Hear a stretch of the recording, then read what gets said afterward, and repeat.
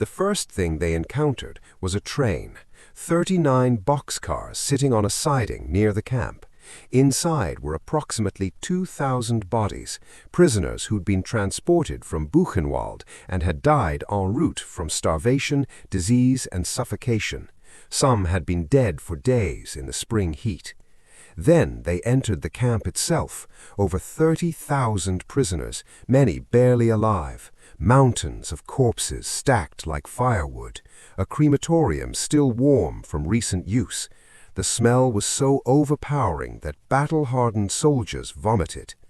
Lieutenant Colonel Felix Sparks, who commanded one of the battalions, later said that nothing in combat had prepared him for what he saw, and he'd fought through Sicily, Italy, France, and Germany.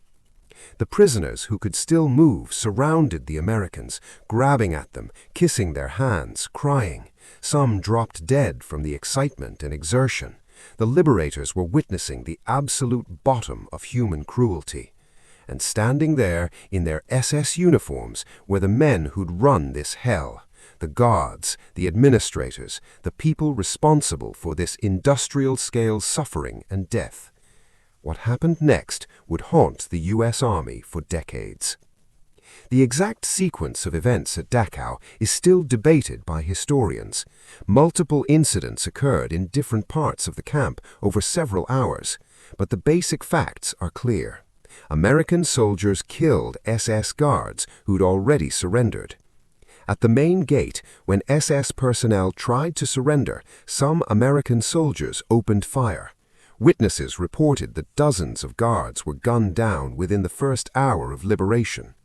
At the coal yard near the camp's hospital, the most documented incident occurred. SS guards, somewhere between 30 and 50 men, were lined up against a wall. American soldiers, including some who just witnessed the train of death and the camp's horrors, began shooting. Lieutenant Colonel Felix Sparks himself tried to stop it.